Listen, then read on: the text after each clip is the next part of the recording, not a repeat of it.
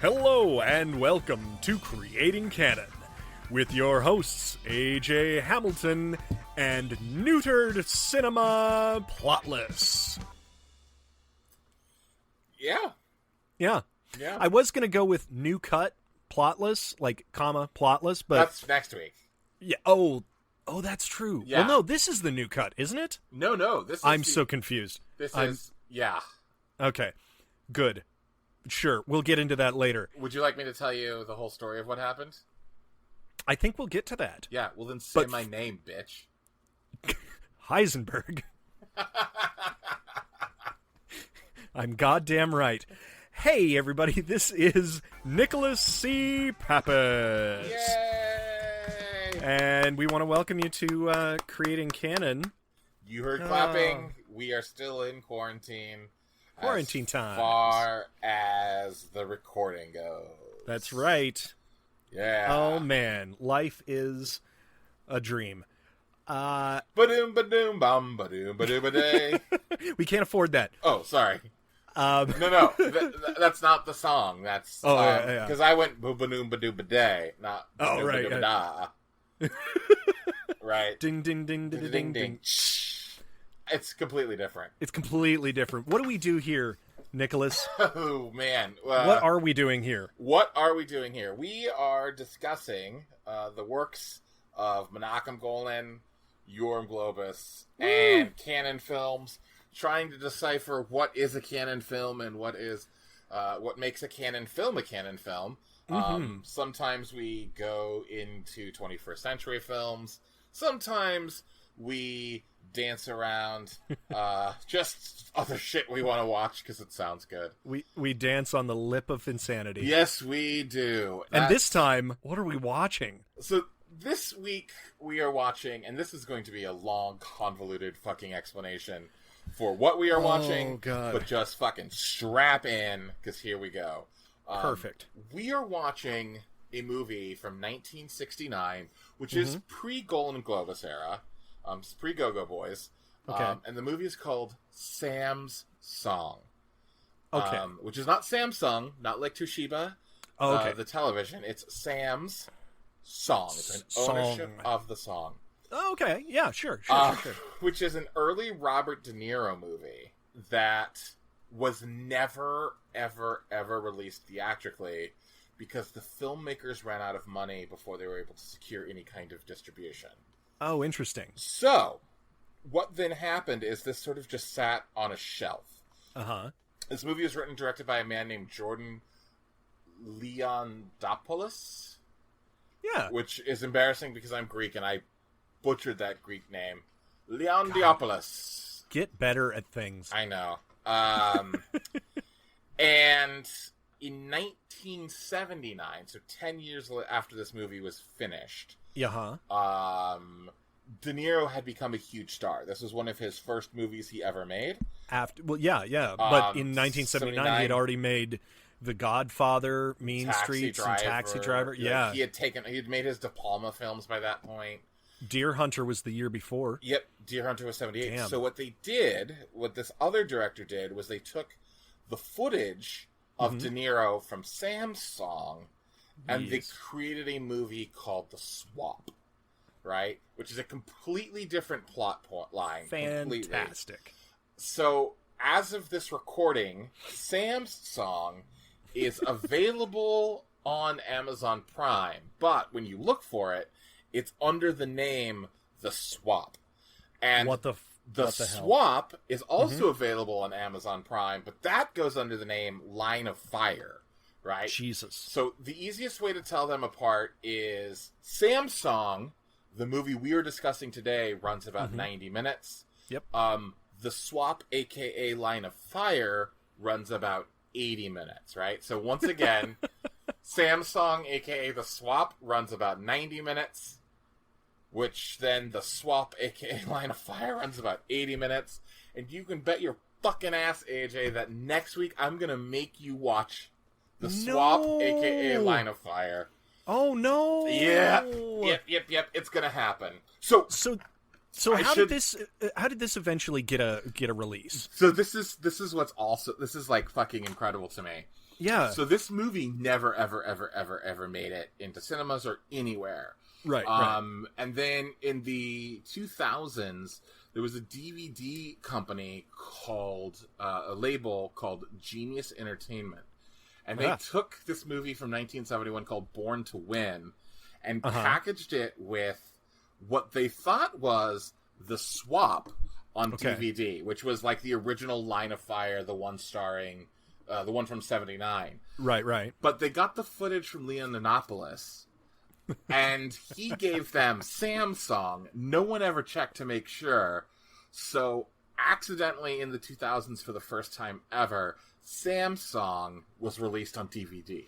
So I'm assuming that the Genius label, like the title Genius, was ironic. Maybe it was genius that this movie that nobody had ever seen, this lost De Niro classic, finally got to see the light of day. I don't know about that. I suppose we'll leave that up to our explanation. Yeah. That will be coming really soon. Because that was like a 9-minute preamble on just like the release history of this fucking crazy movie. I think it's absolutely necessary because this sort of sets up the whole thing. The next two episodes, or this and next episode. This is going to be weird. We should even watch that other movie that it was paired with. Oh, if we can find Born to Win? There you go. Let's do it. Why not? Lord. Let's wade into the insanity. Let's do it. Yeah. What does this seem like the right time for the plot? Yeah. I mean, for what there was? Yes, yeah. Here we go. Sam, by the way, I should mention, is played by Robert De Niro. Yes. You know, just throwing that out there. I'm sure that'll come into play.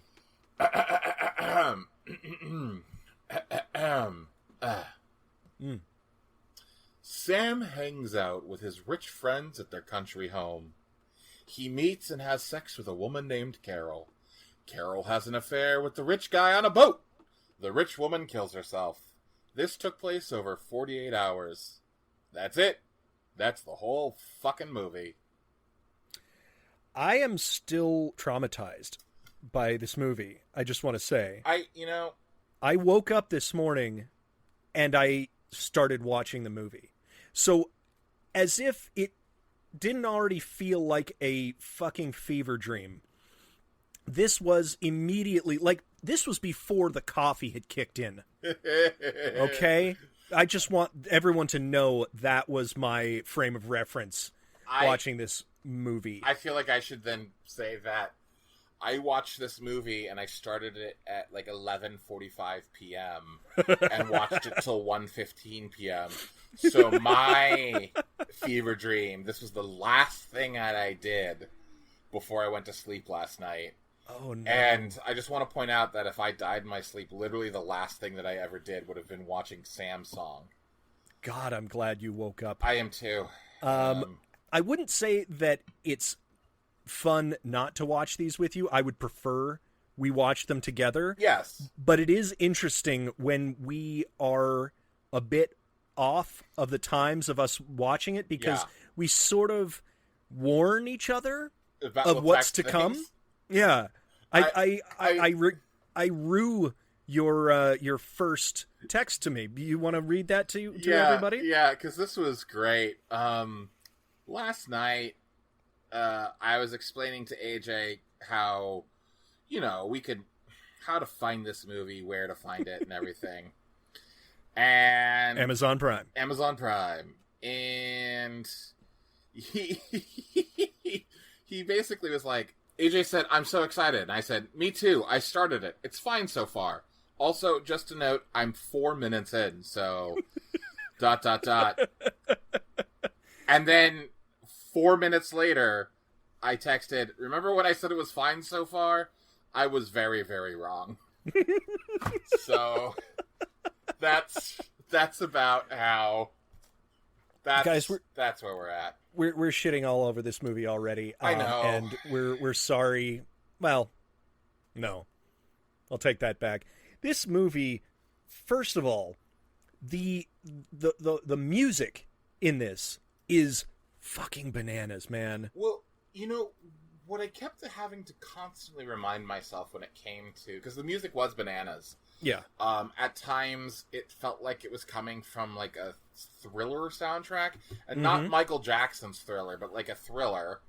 Yes. Like a yeah. thriller Exactly. Film. And then at times it was like, but it didn't make sense when that music played. And absolutely. And then at times it felt like a light comedy, and then like grand, like gigantic, sweeping, epic film. And the stuff that stood out to me most of all was the atonal shit, the weird like Philip Glass type of music that just hit your ear so wrong to give you such an uncomfortable feeling.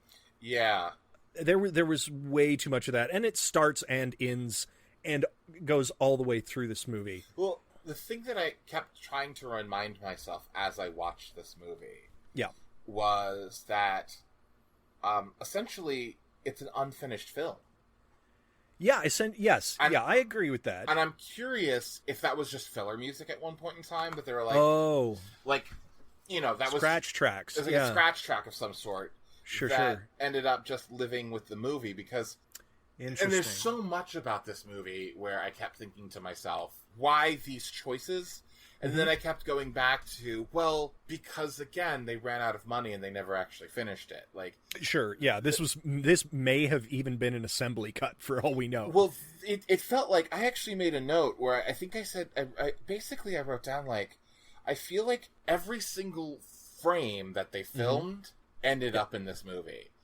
Oh God, yes, because there's so many parts where it's just like, and when I explain that plot, I am not kidding. Like, that was the entire plot of the Legitimately, movie. nothing else happens except conversation. At 58 minutes was the first time I wrote down, like, oh my God, I think we have a plot point. That was the first time where I thought we might have a plot point, and even then, it's questionable. And you know how, like, not to sound egotistical, but you know I'm pretty good at, like, figuring out plot and story. Oh, sure, yeah. I had, like... I don't know. Nothing was happening. Yes. Absolutely. I wrote, similar to you, 26 minutes in, and there's still no plot. That was one of my first, not one of my first notes. Do you want to just go back and forth and read some of our notes before we really get into the... Well, I don't know. I don't know. I don't even know how to discuss this movie in some ways. Honestly, this movie... this movie is definitely trying to be atmospheric and trying to be philosophical. Yeah. It feels like a tone poem rather than a movie.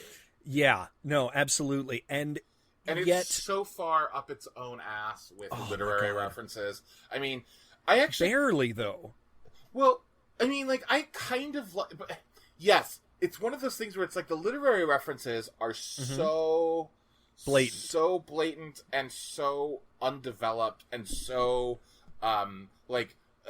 English Lit 101. Like, well, they're not thematic, really. I mean, they kind of are, but they hit you over the fucking head. Yeah. With character development. Like there's at one point he legitimately runs at a windmill. Yes, the Don Quixote. In a Don Quixote reference, and I was like, no.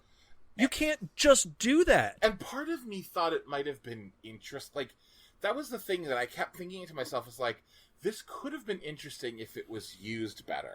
If it was deeper too. Yes. Like, yes, if you have literary references and you wear that on your sleeve, everybody here is well read and well versed in all of this stuff, then there has to be other stuff that is more subtle, and there's not. Or if at just any certain point that, like, that actually helped, because at this point, you know what? Let's go back to the beginning. Yeah, let's jump back. Let's just go back. So the movie opens with what first looks like just basic purple color and pink on the screen. Yeah, and I actually kind of like this moment where it rack focuses, where we find out like, oh, it's not actually just like random colors on the screen. It's an out-of-focus shot of a cop and De Niro. De Niro looking at something and the cop looking at De Niro. And the cop just says to him, "Did you see it happen?" Yeah. And then we immediately cut to De Niro walking the streets of New York. That was incredible. That was yes. I thought that was an amazing, like, let's bring it all into focus. That's masterful. Actually, I would say I was actually in that moment. I was like, yeah, I'm in. Whatever is happening, this seems great. Yeah. I agree, and it's one of those things. 5 days earlier, or in this case, it was like 48, like you said, 48 hours earlier. Yeah, let's reverse, and you get that without too much exposition. You get that with it's intriguing. Yeah, it's absolutely intriguing. And then it's just De Niro walking the streets of New York for 3 minutes. And Fine. Then De Niro goes into what is essentially an editing bay where he's just watching a bunch of footage of Nixon and Reagan talking. And to me, it was unclear what he did. And it wasn't until I actually, we don't actually see him work. We see him play footage of Reagan and Nixon. Yes. And grape farmer protests. And, and then he's eating food on the phone. And it was so unclear. Cheese. Yes. He makes sure that he says... Jeez. It was actually really interesting to see young De Niro. First of all, like we're going to get away from his brilliance later on in this movie, but he's a naturalistic actor. He was a very good actor from the get-go. Oh, interesting, because I actually wrote down, would De Niro have had a career if this movie actually came out? Because that scene where he's eating, well, he's definitely not talking to anybody. Have you ever? So he doesn't get a chance to act off of anyone. Well, and that's the point, where he's like, oh, cheese. What time? Is Susie there? No, I got 7 hours. Okay, bye. Where it was just like, have you ever? It did feel like a beginning acting class. Yes, and that was. Have you ever seen a performance? I was talking to somebody about this the other day, about like an acting performance that you're not quite sure if it's absolutely the most brilliant natural acting I've ever seen, or if it's somebody who is terrible and doesn't give a fuck. That's what this felt like, as I couldn't pinpoint whether or not De Niro was terrible or great.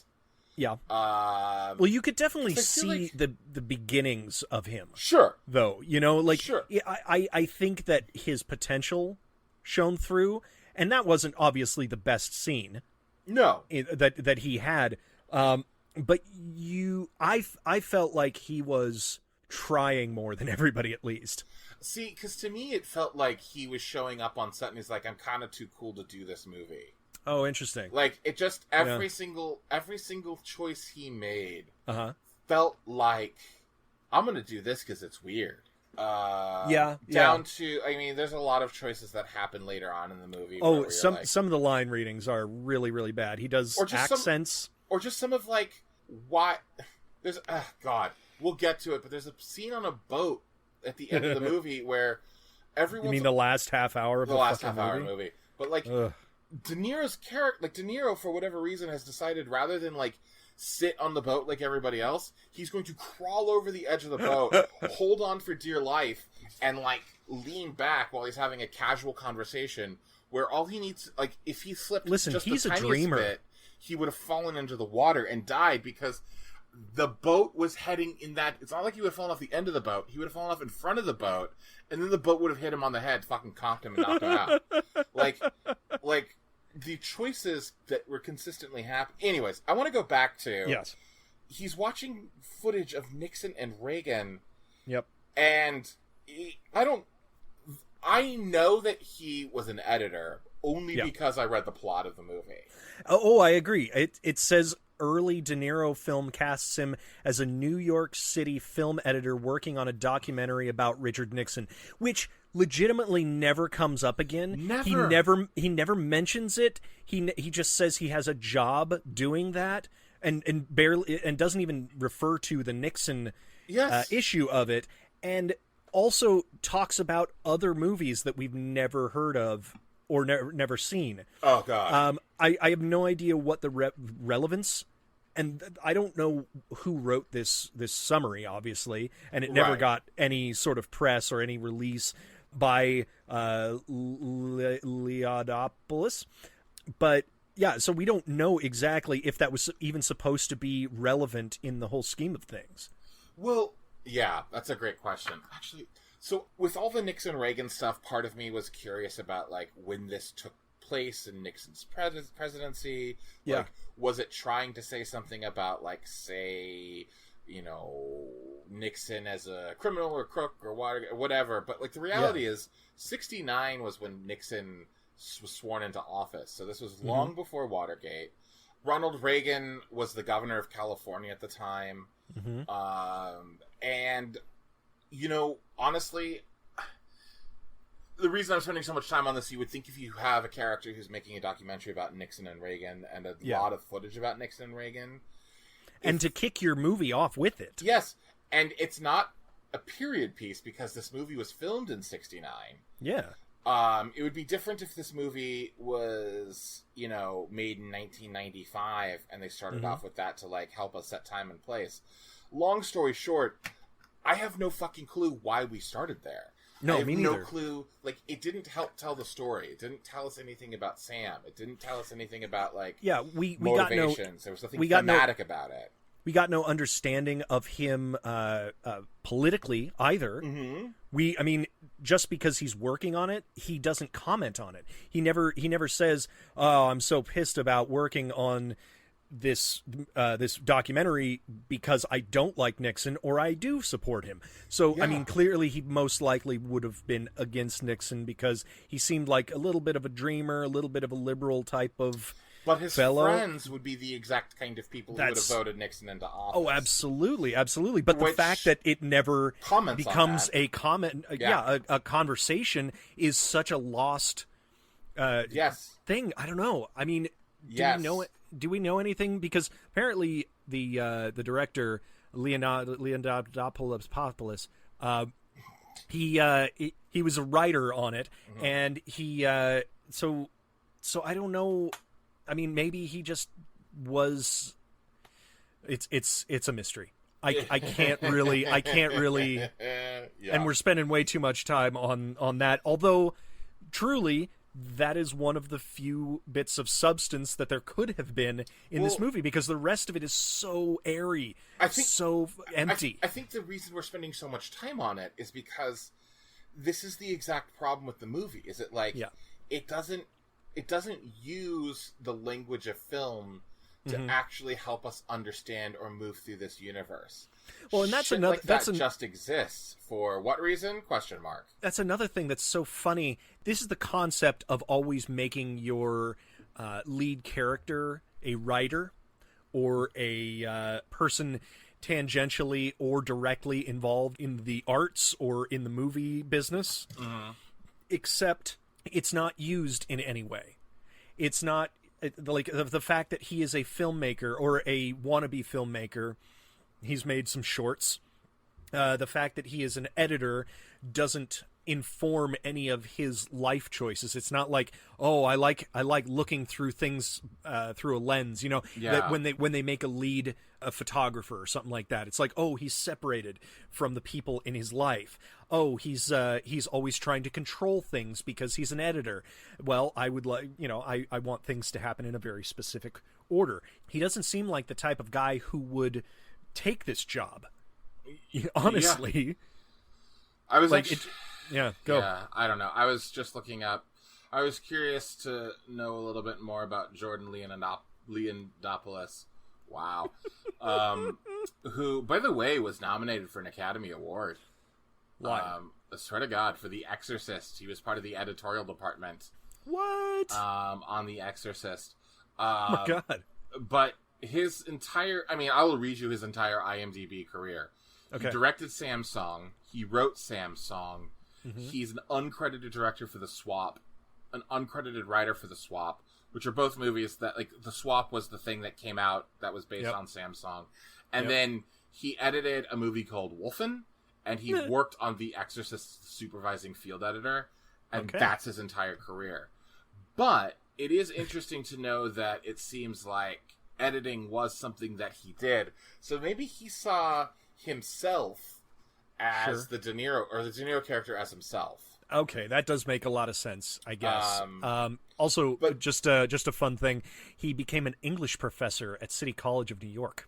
Is that fun? So, is that fun? It wasn't that fun, actually, No, after I that read was it. not fun. But his alternate name for when he was uncredited was John Shade. Yeah, so, throwing some shade on the swap. Indeed. Okay, so we've spent enough time on that because after De Niro gets off a phone call where he's eating cheese, we cut to a couple, and I actually wrote down, who the fuck is this couple? Why have we cut to them? That was the most disorienting. I figured that was who he was on the phone with, although I don't understand why it wasn't a back and forth conversation. Well, maybe they didn't film that. I agree. Well, and what also made that super weird and super awkward is the guy hangs up the phone and he says something to the woman that does not seemingly relate to the conversation that he had with De Niro, right? Because he gets off the phone, he's like, he's a funny guy. Funny. And you're like, there was nothing funny in that conversation. That conversation was literally... Fact. De Niro basically literally... I'm eating cheese. Yes, like, that's it. Yep. And then we cut to the car ride where it's De Niro and this couple. Oh, God. And the dialogue in the car was my first what the fuck moment. It was so slow. I mean... You're absolutely right. They didn't cut a single thing. No, because, I mean, we get to the point where when they arrive at the country, we don't even know they're going to the country. They just arrive at the country. Mm-hmm. We don't know the context of who these... In fact, I've seen this movie from start to finish. I still don't know how De Niro's character is related to the rich couple. Oh, they went to Andrew, the male of that couple, and he went to City College together. Funny enough, that the dude became a professor at City College. It's one line, I think, on the boat. That's insane because... I know. I thought the way it was framed was that the female in the rich couple, Erica, and Sam, De Niro's character, had been long friends because apparently he seems closer to her than he really Andrew. does, yeah. That's that you just blew my mind. Yeah. But it gets so...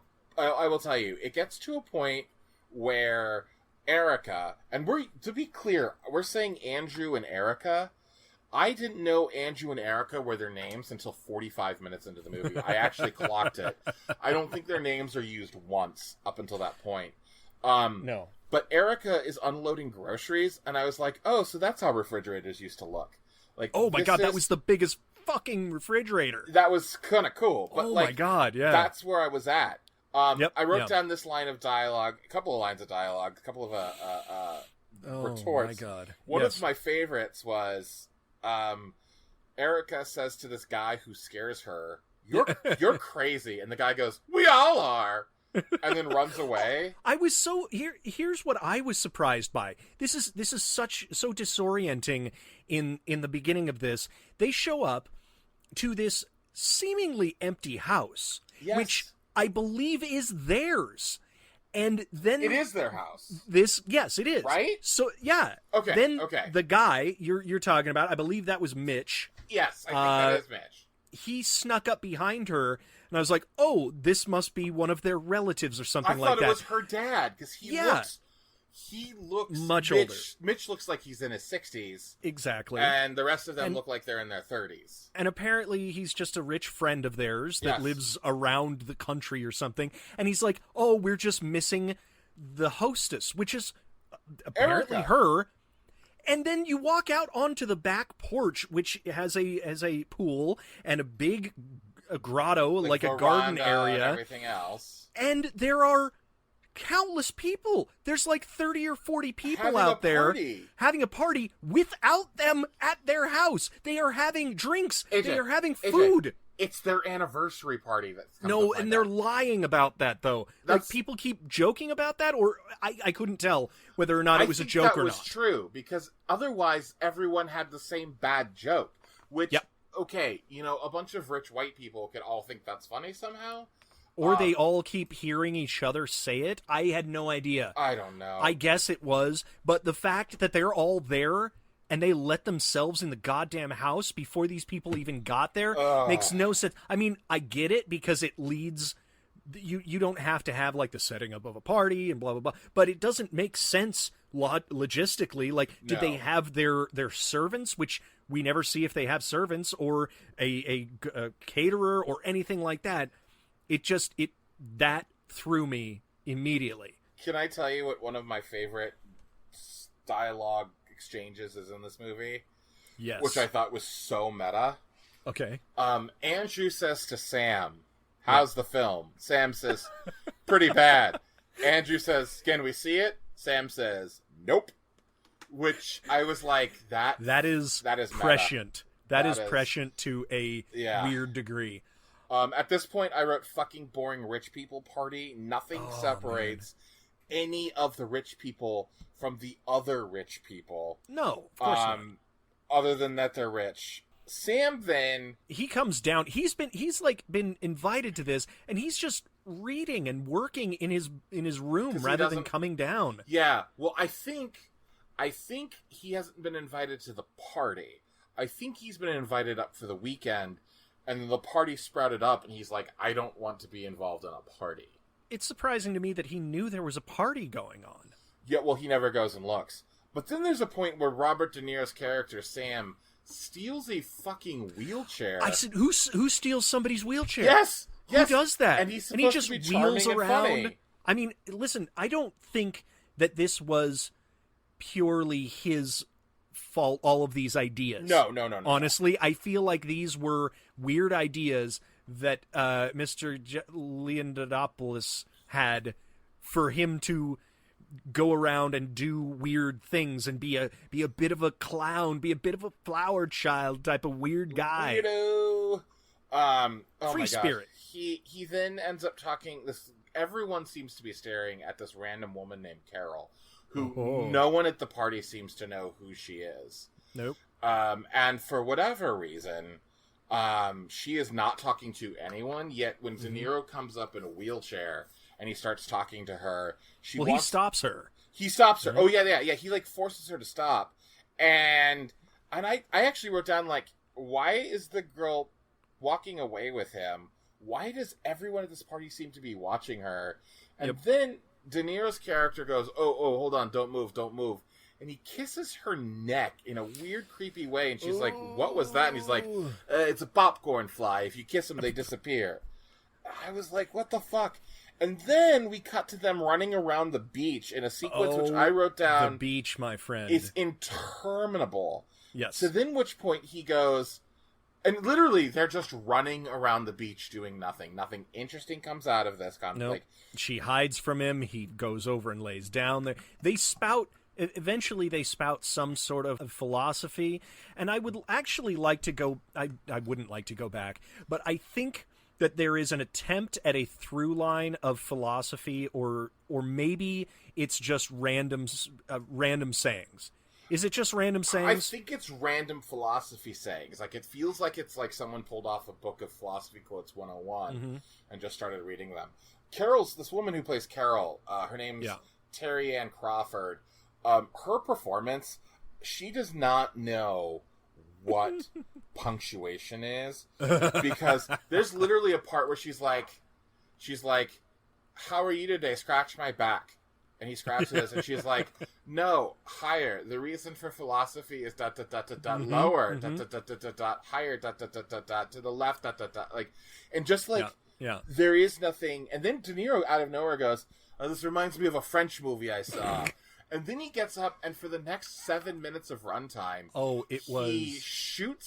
he makes finger guns at himself, shooting himself. And then it cuts to a scene of him falling over dead. And then it cuts to a scene of him making finger guns and shooting another version of himself. He's like recreating a war movie, but essentially. You know what's amazing about that is we see it cut together as like him like bang, dead, falling dead. But in her reality, what's happened is he's like, so this guy goes bang, and then he has to get up, run to the other side of the beach, and be like, remember I just shot. Now hold it. Ah! And then he falls over, hits the sand, pretends he's dead, has to hop up and go, now that guy's dead. And then there's another guy over here, and then he runs back over and he's like, shoot. And then he has to run back over and pretend to be dead. Oh my lord. Also, at one point, he's hiding behind a rusted out, upside down car. Who just leaves a car on the beach? Rich people?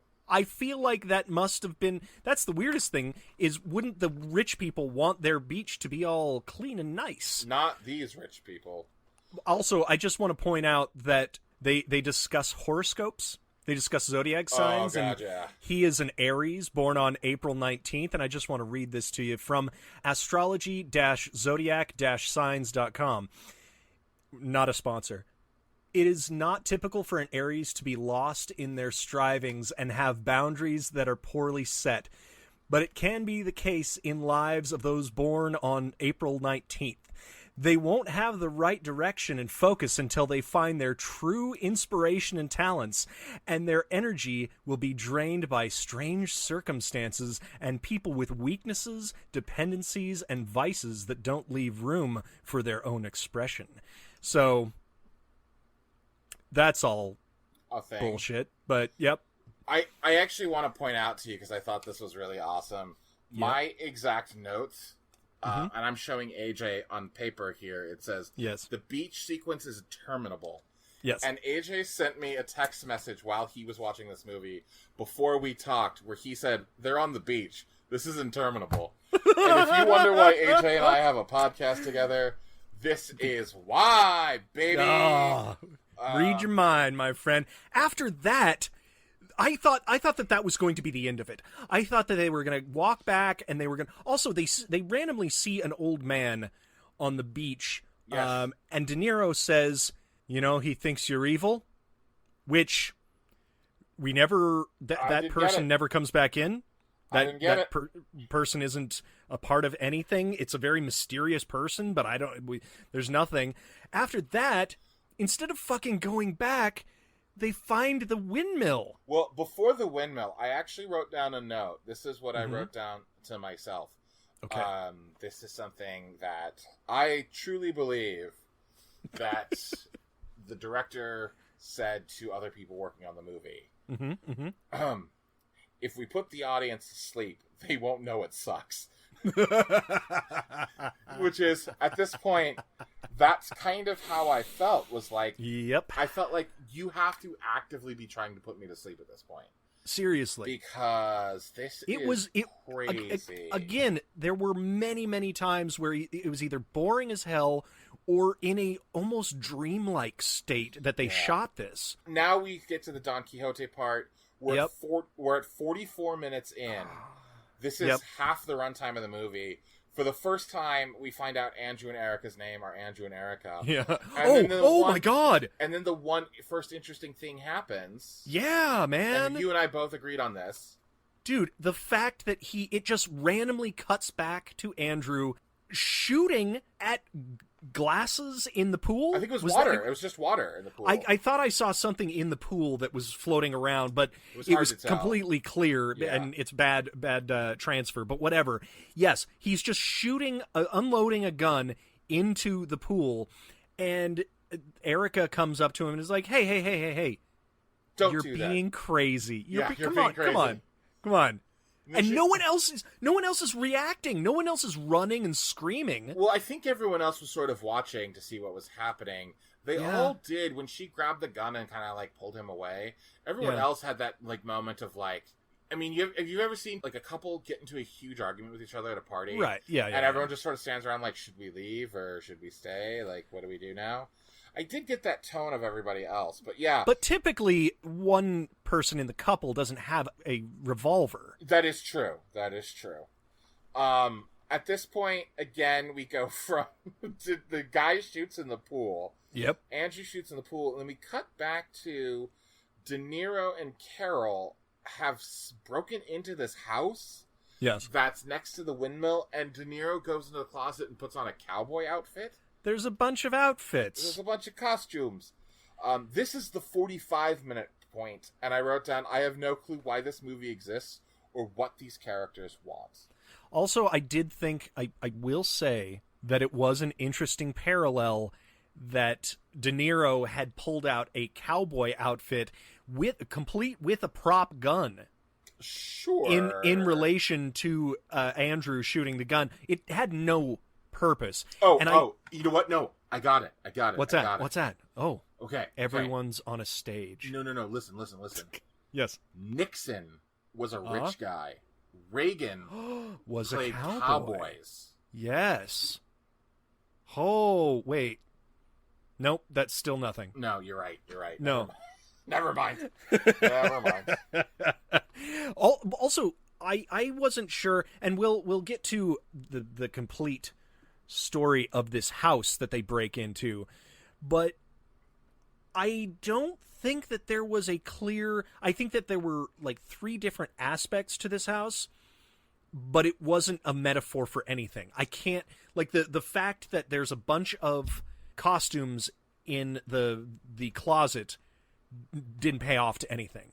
It didn't mean anything to who it could have been. They also, they have sex in the house, right? Or De Niro says, "Listen, kid, we're gonna do this my way. Get it?" And then they have sex. Right. Yes. Sure. Then they find a love note written in French. Correct? Yes, and it was briefly mentioned earlier that Erica's job is translating novels from French to English. Right. Which, I mean... will be mentioned one more time on the boat. Great. Which is like 10 minutes before the end of the movie. Yeah. And it doesn't make any difference. But she will eventually translate this letter. And this letter basically is like, I loved you so much, and I love you. Oh, you want to know? Want to know what it said? Did you write the whole thing down? I wrote the whole thing. Oh, dear Lord. I go. actually don't give a shit, but go ahead.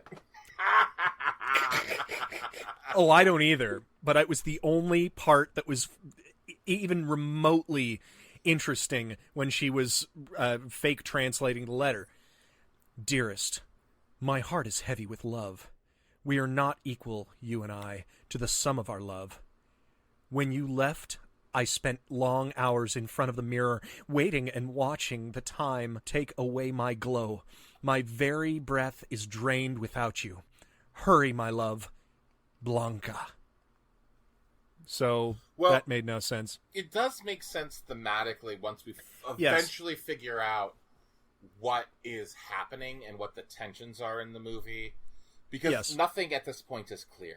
No. Also, this is definitely...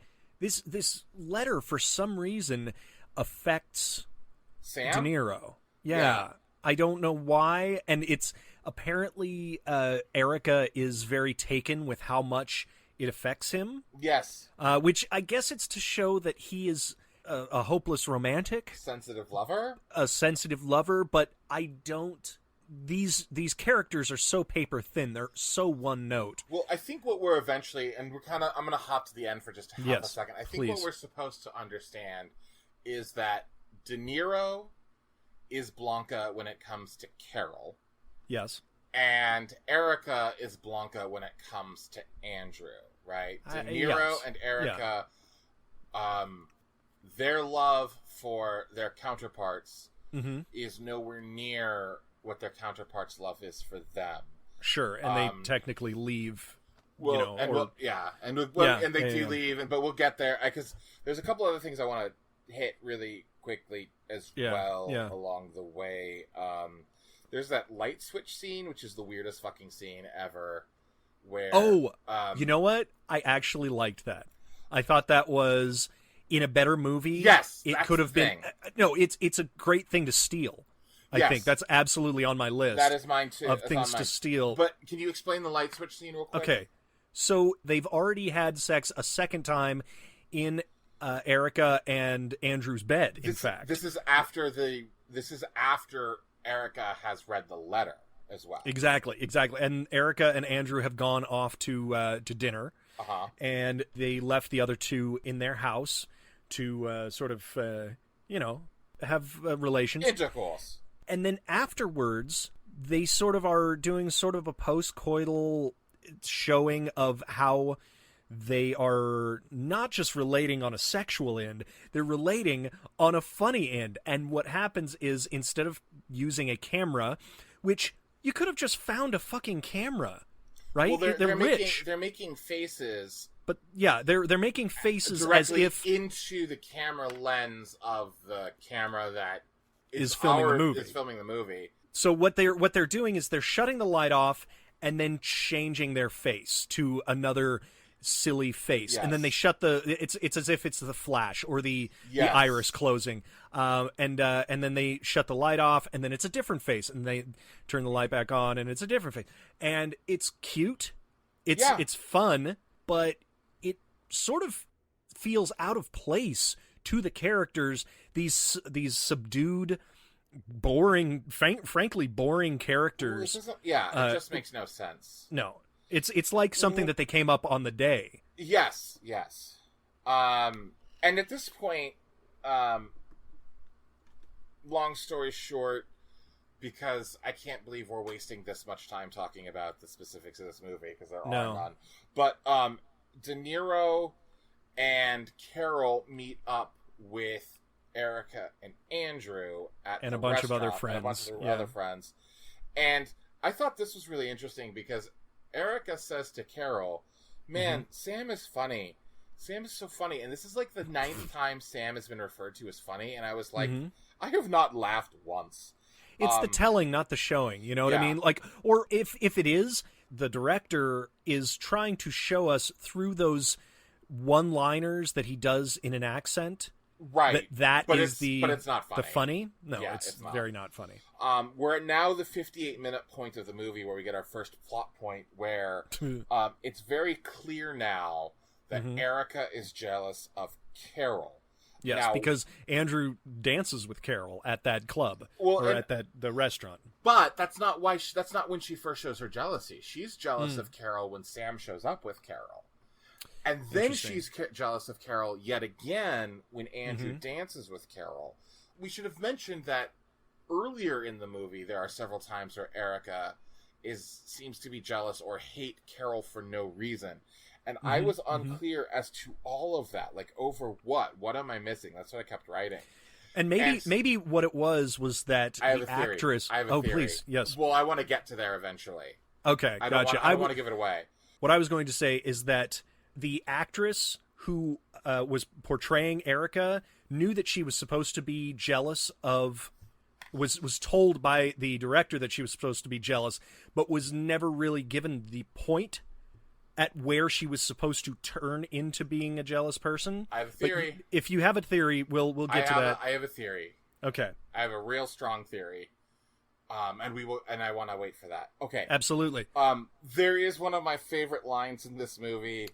I think it's mine as well. Did it happen between the producer and yes. Okay, so I'm curious if it's the same one. Can we do it 3, 2, 1? Wait, hold on. Let's set the context. We got to set the context. Yes. So the reason De Niro has come out to this party, like he's back at the place having sex with Carol. He doesn't want to go to this party. Nah. And the reason he goes out is because Andrew and Erica have said, like, we know this like prominent director. Yeah.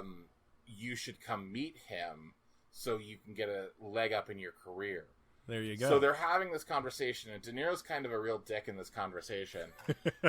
I actually don't think that he was a dick. I think that he's just a weirdo. Well, maybe that's what it is.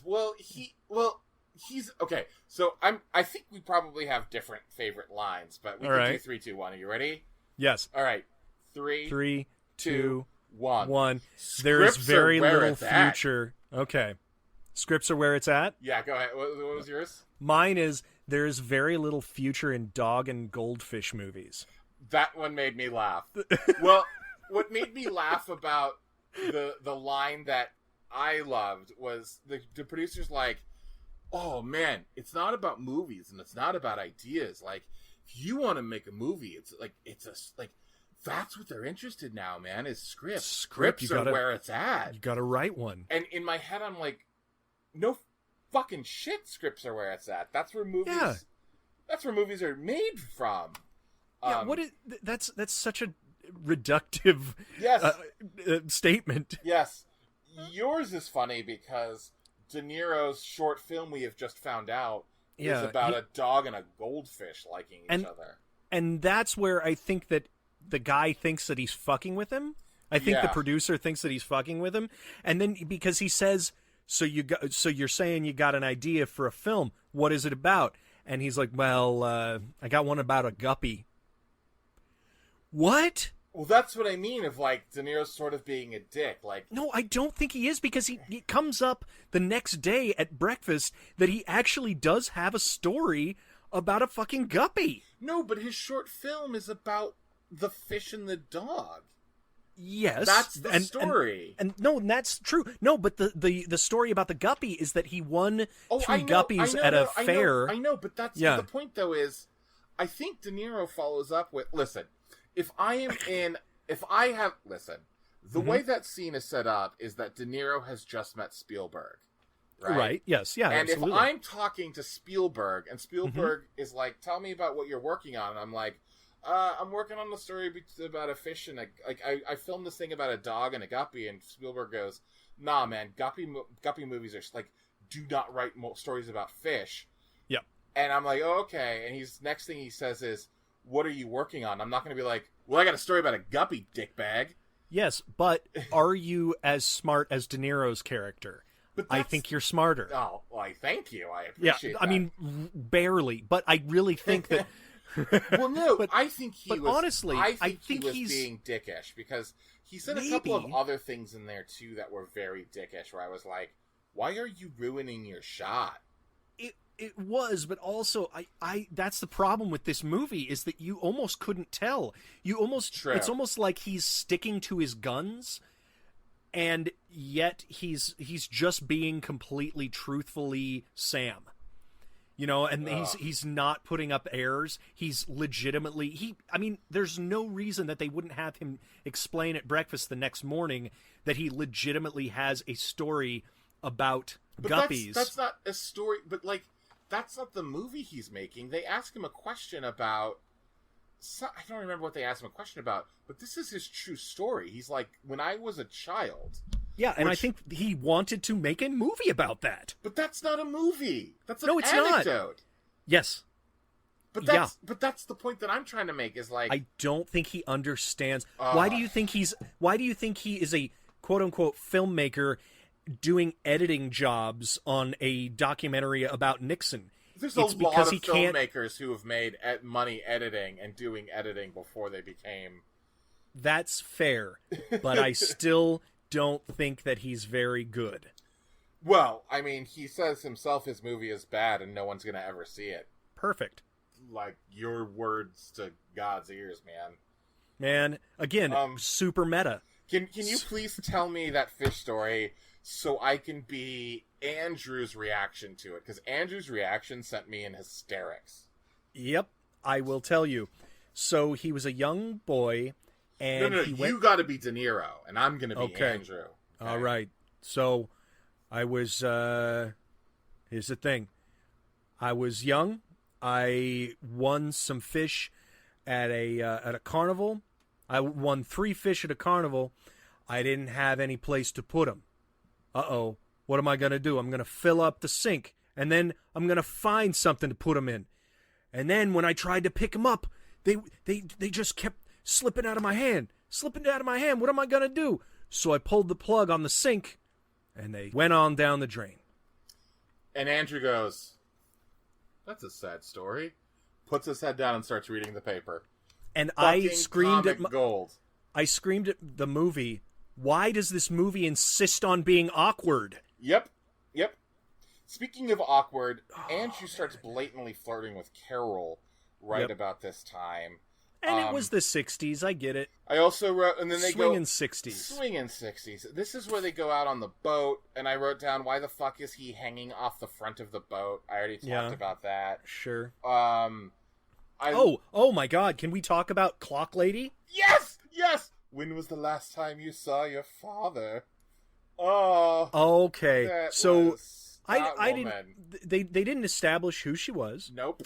She was just someone below deck in the boat, which that boat kept having different amounts of people on it. I'm pretty sure. And different decks, like different. I guess, but it felt like decks. It felt like it just kept expanding, like the people kept duplicating, and because there was more and more people in each place they went. But Andrew goes down to one of the decks and finds this woman, and they talk about, when's the last time they saw their fathers? and he asks her what time it is. Well, wait, no, hold on, because she goes, we got to do the father bit. Okay, like, okay. He goes, she goes, she sees him, and she's like, Andrew, when was the last time you saw your father? And Andrew goes, 6 months ago. Yeah. And then he goes, when was the last time you saw your father? And she goes, and then starts counting on her fingers, looking in the air, like tapping on her chest, and goes, yesterday. Like, what? And then he says, what time is it? And she pulls out a Mickey alarm clock. Yes, and shows it to him. And later on, we cut back to her for no conceivable reason, and she's got an hourglass. She was incredible. I want to hear about her stories. I do too. I care way more about that. I also, at this point, Sam is kind of chatting with Andrew on the boat, and for the first time, Erica and Carol are having a conversation. Yeah. And Erica says to Carol, how long have you known Sam? And I wanted to scream because I was like, you fucking idiot. You watched them meet yesterday. Yeah. You physically watched them meet. What are you talking about? Andrew and Erica seem to be having a lot of marital issues. Mm-hmm. And I actually wrote down the Andrew-Erica story could be really, really interesting if the movie focused on them. Absolutely. I truly don't understand how Sam and Carol fit into the rest of this movie. Well, it says it in the summary. Crawford, which is the actress's name, enters their lives and proceeds to disrupt everyone. But she doesn't. Simple as that. She doesn't disrupt everybody. No, she just disrupts essentially their... I don't know. It makes no sense because... No. Listen, through a convoluted series of events, mm-hmm. Carol and Sam go down below to like the third deck of the boat where there's a bed. This is a big fucking boat. Yeah. They crawl in there and they start having sex. Mm-hmm. Erica gets mad at Andrew. Erica goes searching for Sam. She knocks on the door. Sam gets dressed, opens the door. Erica sees Carol in bed, and there is the craziest music sting that happens where Erica seems livid at Sam. Well, there was another weird sting when Carol and Andrew were dancing. There was this like disorienting, weird, like over the belly dancing music. So okay, here's so then Sam chases after Erica after Erica seems angry that she has now seen Sam and Carol in bed together. Yes. Carol's like, I'm not fucking going anywhere. I'm gonna stay in this fucking bed. Mm-hmm. She falls asleep in the bed while Sam and Erica are having a conversation. Yeah. Andrew starts looking around the boat. Andrew goes down into the bedroom, finds Carol asleep and naked in the bed. Mm-hmm. He starts kissing her and like ripping off the blanket and like feeling her breasts. I was like disgusting because he's like, this is assault. He starts except she seems kind of... Hold on, not yet. Sorry. Because she's like, that feels good. And I thought she thinks it's Sam. Oh, I saw her eyes open. Well, then her eyes open. Okay. And she knows it's Andrew, and she says something like, "Oh, we finally are down here." I thought that she opened her eyes the minute he came in. I don't think she did. Okay, yeah. I mean, that would make the perception of that scene way different, absolutely. But I legitimately thought that she was like, "Oh, it's Andrew, sure." Here's my theory. Are you ready? Yep. Yes, this please. is why I think Erica was so jealous of Carol the whole movie. Okay. And this is why I think everybody, especially Andrew, was staring at Carol during the party. Okay. And if you remember very early on in the movie, there's this one small moment where on the way to the country home... Yeah, when they're getting gas. And Carol is in the other car and she speeds away. She looks at them, she speeds away. Yep. Here's my theory. Andrew and Carol have been having an affair for a very long time.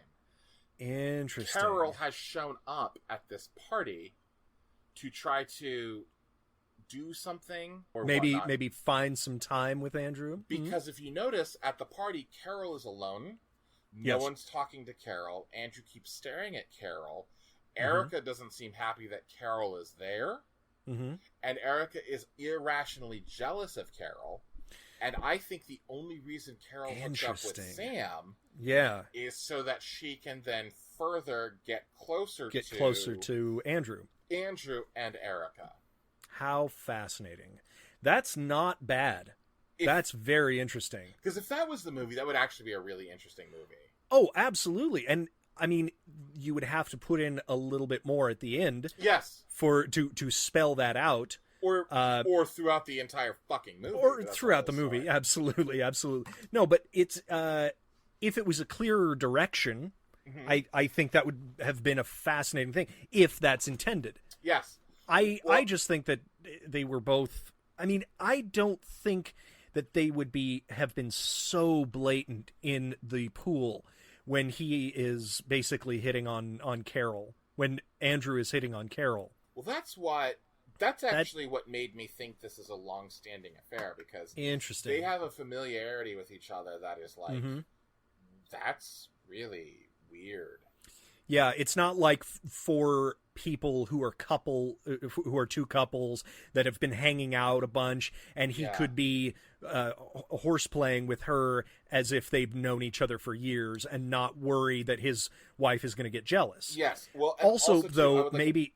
Sorry, go. I was going to say, just really quickly, like, Carol, when Erica is in the room, is constantly moving away from Andrew, except for the dance.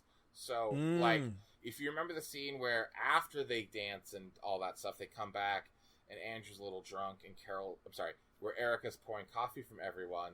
Yeah. And Erica's like, you want to sit down and have coffee? She's like, no, I'm going to go away. Yes. Yeah. And that constantly happens. Like, and then even further, Carol falls asleep in their bed. Carol wears Erica's dress. Carol keeps doing these things where she's like, and Andrew's not like, Nick, what? She fell asleep in our bed. Let's get her the fuck out. He's like, no, just let her sleep there. Nick, is this a better movie than we're giving it credit for? It might be. Damn it. That's the thing where I'm like, no. I'm so sorry. Let me take that back. I thought you said, are we giving it more credit than it deserves? Which I'm sorry. Yes. The answer to that would be yes. I don't know. I actually don't know. And I think that's the thing that makes it so hard, is it's fucking clear as mud. That's very true. And they do weird things, like when Sam and Carol are going to get it on in the below decks, he opens up War and Peace as like I'm ignoring you, I'm negging you, essentially.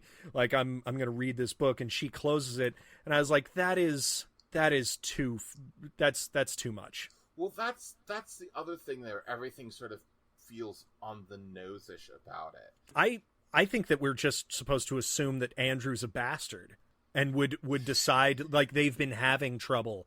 But I love your idea. If you look at it through that lens, that's fascinating. Well, that's the thing where it's like, well, I don't really want to watch this movie again, but like, not at all. I'd be curious if you watched it again, would that hold up? Because all of a sudden then, everything that's happening between Carol and Andrew and Carol and Sam and all of the characters, really, it becomes way more fascinating. And then it also leads to, because there's that conversation on the boat where Erica says to Andrew, she's despondent, he's like, are you okay? And she basically is like, if I said I was sick, if I said I was pregnant, if I said I was sad, if I said I was happy, what would you do? Just put your arms around me and tell me it was all okay? What would you do? And that's when he sort of walks away and goes and fucks Carol. Yep. And then she actually hops off the boat. Yeah, let's be clear. They call over another boat. Sorry, yeah. She just hop into the She's water. Done. They call over another boat, and it's actually, I didn't mind this last scene. I thought this was kind of interesting storytelling, because she hops off onto the other boat that they called over. Sam says, hey, wait a second. If I can find Andrew, will you stay? Or maybe we can have a discussion or something like that. I'm going to run around. And he runs down to... It was odd that he made a beeline directly down to that deck where Andrew and yet further proof that Carol he knew what was going on. Maybe, and yet maybe we just were cut out of his searching around the rest of the boat. AJ, we watched him recreate a French war film for 45 minutes. They couldn't have cut that in. Yeah. So yes, he heads right down to that bedroom area.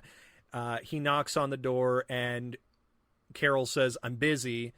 And at that point, it seemed like he was basically resigned to the fact that, Andrew's in there. Yep. Damn. So he goes upstairs.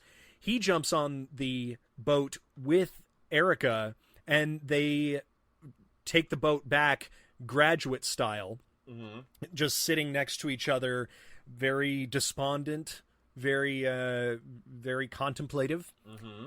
And at the very end, they actually have the keys to the Porsche that we saw at the very beginning, which belongs to Carol. Carol's Porsche. And Erica is like, "Hey, you mind if I drive?" And he's like, yeah, absolutely. I'll open the door for you.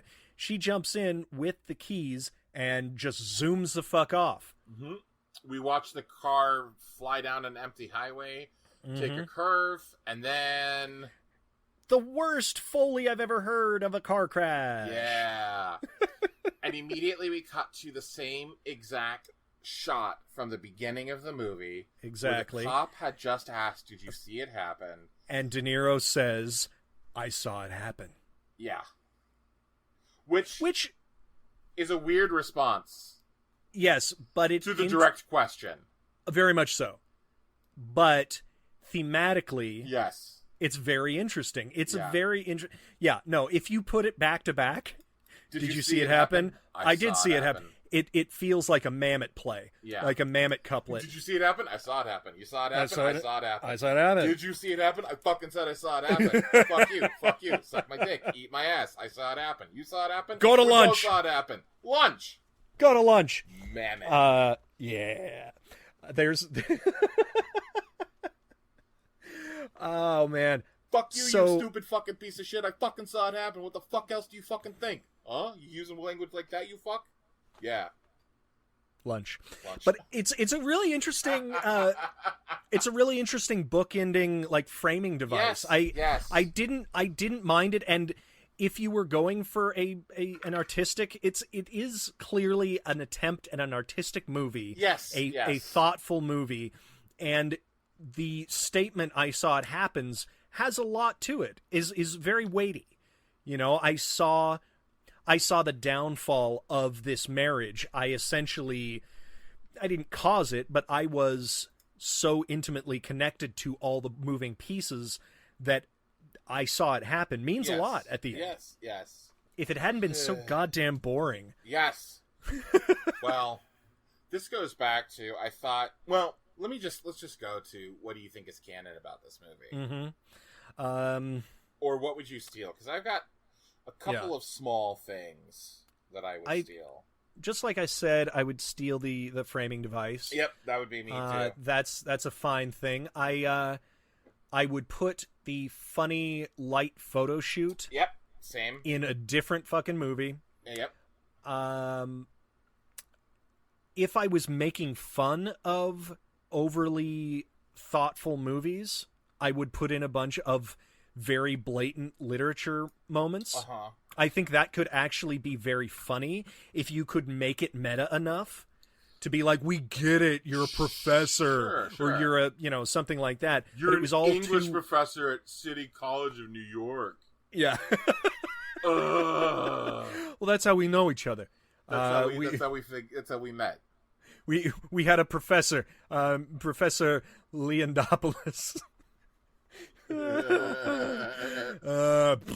But I don't, oddly, I don't see a bunch of this as being canon. I suppose I don't see any of it being canon.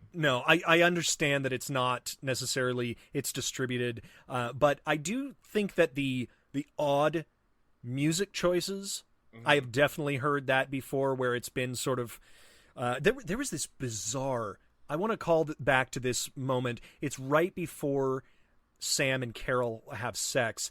And there is a moment where they are on the couch, and it might actually be between Sam and Erica after she has read the translated the letter. And it sounds like a pinball game running out of power. Yes. It is the most distracting, weird electronic music I've ever heard in any movie like that. But that's, I think if I were going to make a perfect canon movie, I would make a lot of weird music choices. Well, I would throw out that, this is one of those weird ones because, obviously when we talk about the canon films, and I think when we talk about our purposes for what makes something canon, sure, we are essentially talking about the Menachem Golan, Yoram Globus years. Absolutely, and this was a decade before that. Yeah. So it is kind of fascinating how it lives in that sort of like in between place of like it is canon, but it's not canon that we think about as canon. Sure. That's its own thing, which I think we can kind of leave it up to that. Sure. What about you, man? So I agreed with the framing device. I thought was really good. I thought that out of focus to in focus thing was actually really cool and surprising. Loved that. Yes. I thought the light switch scene in a better movie could have been great. Yep. I think I actually really thought the line, like, this isn't really something to steal, but I just want to highlight how funny how's the film? Pretty bad. Can we see it? Nope. Was so close to the reality of this movie. It's a ballsy thing to do. Yeah. Throw into a movie that you don't know is going to be finished. Yes. Knock on wood. I think if the movie was more focused on Andrew and Erica's marriage falling apart. Yeah. And the whole thing was that Sam and Carol were doing their thing to hide Carol and Andrew's affair. Sure. I thought that could have been an incredible movie. Mm-hmm. I think the problem is we spend 20 minutes of movie time with Carol and Sam at the beach. And I don't know if that was to, like, make us believe that they were in love or whatever. Oh, my God. It just didn't work. Oh, my God. I just realized something. What? That goes along with your theory. Why does Andrew get so drunk and despondent and shoot a gun? It's because he's pissed that Carol is with somebody else. Yes. Oh, my God, man. And yes, he gets drunk at dinner. Yep. Because Carol is with Sam. Also, my thinking God. about it, Andrew wants to go back to the country home early because he wants to stop Sam and Carol from being together alone. Oh, my God, yes. Oh, wow. There's a lot to this, man. If this theory was clearer, yes, yeah, it would be so much better. In better hands, man. Maybe they should have gotten Sam to edit it together. He's only good with fish.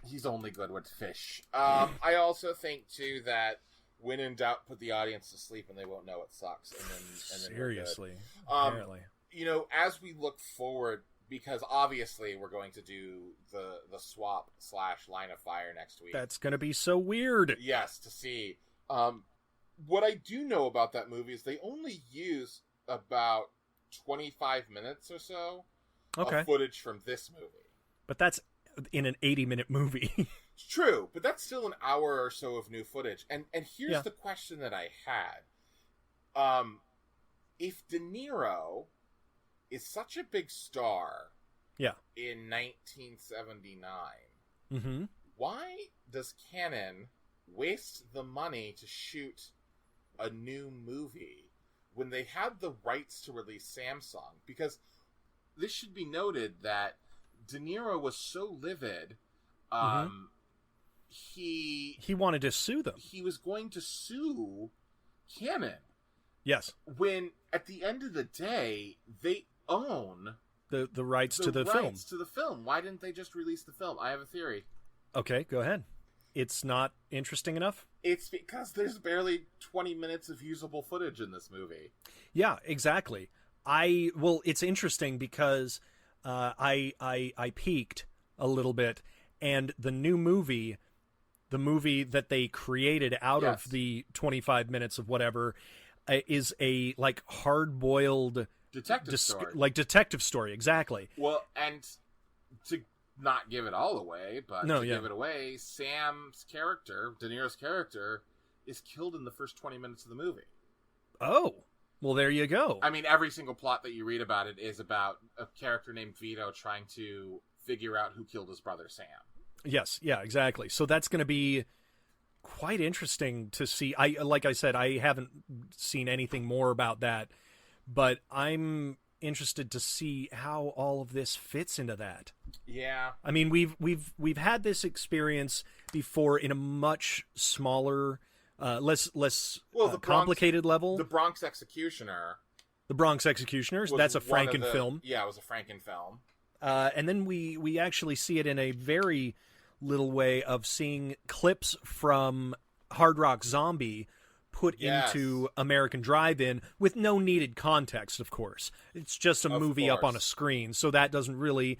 But it is interesting to see some footage, some literal pulled out of the fucking, vault footage thrown up on the screen in a completely new movie. So this will be interesting. This will be, I actually What a two-parter. I forgot that we'd already had done a two-parter like this with American Drive-In and Hard Rock Zombies. Yeah, right?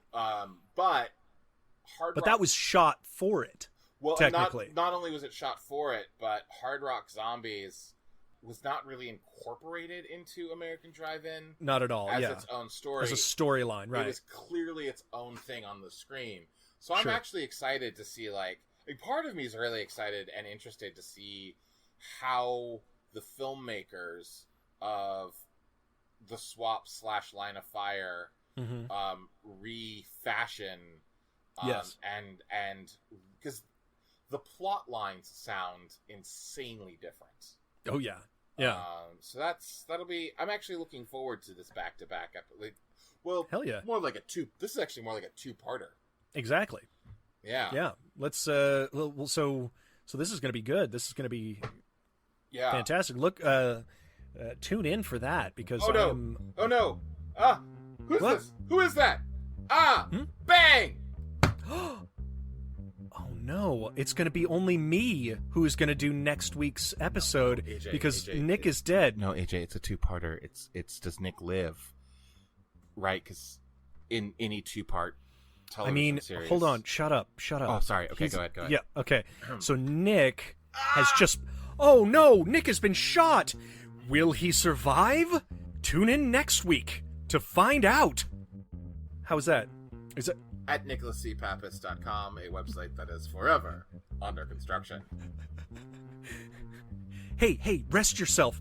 We don't know if you're going to pull through. I don't know if I'm going to pull through. Oh, man, you can follow me at the AJ Hamilton on Twitter and Instagram, and you can follow us at Creating Canon on Twitter and Instagram. That's CANNON, and email us good thoughts and clap to make sure that Nick comes out of this. If you don't, he might not. That's creatingcanon@gmail.com. Tell my family to watch Line of Fire. Watch Line of Fire, everybody. It's on Amazon. And as we always say, do you have the energy? I'm gonna try. Okay.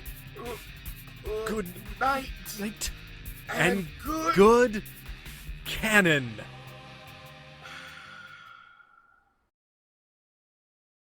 Tradition. There's a user review that gave them 2, 3, 4, 5, 6 stars out of 10. I'm excited to see this trash. Me too. Not much really happens, but that doesn't stop you from being intrigued. Really? Don't be fooled. Even though that's hard. Pulls the trigger. Oh man, thanks for spoilering it for me. It's a pleasant story about two couples. No, pleasant? Some unscrupulous boobs. A time document. What? That's what we said. I know, I just like that he called them unscrupulous boobs. But I would call it a different style, not per se worse. That's not how you use that. Nope. The Hourglass Woman. De Niro's talent always showing, ? But in the end, he is unimportant. Hourglass Woman is a woman with an hourglass. I pray to God there is a God. Oh, that's so good. You're a bad liar, baby. It's written all over your face like egg. Do you know why it's called the clap? How can I forget when you keep reminding me not to forget? You slam the wall. No. You literally, like, clap the wall. That's what I had heard. Well, new things every day. Yep. This is gonna be dumb. Oh, we should stop recording. Oh, yeah, I guess so. The first 4 minutes are fine. I literally... Fuck you. Wait, yes. Hold on. Is that what you wanted me to say? Absolutely. Okay, absolutely. Great. Yeah. I was right about that, though, right? The first 4 minutes were totally great. It's so fun. Well, it's not fun not to be able to watch these with you. I prefer watching them with, yes. That's what I meant. Yeah. Well, I mean, arguably, Nixon was never a decent guy. But he was, like, not a criminal yet.